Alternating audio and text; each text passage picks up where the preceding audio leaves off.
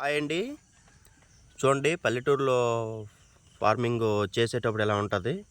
ఇది మేము వేరుశెనగ అని అంటామండి.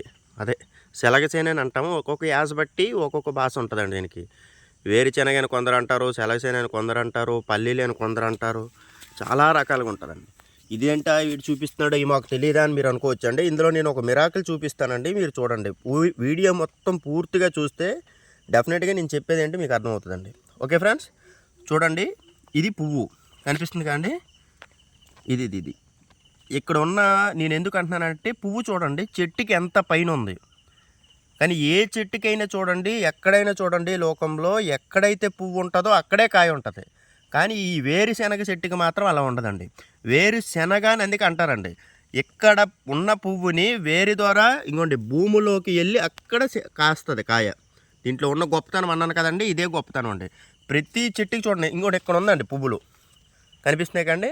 కానీ ఇక్కడ కాయలు ఉండవు. భూమిలోనే ఉన్న ఈ చెట్టుకి భూమిలోనే ఉంటాయండి కాయలు. అంటే వేరుశెనగ ఇక్కడి నుంచి వేరు ద్వారా వెళ్ళి కిందన కాస్తాయండి. అదే గొప్పతనం.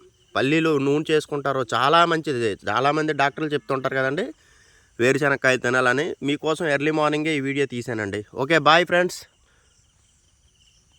చూడండి మా ఊరు లొకేషను, మా ఊరు వేరుశెనగ. నచ్చితే లైక్ చేసి విలేజ్ లైఫ్ స్టైల్ మాత్రం కంపల్సరీగా ఫాలో అవ్వండి.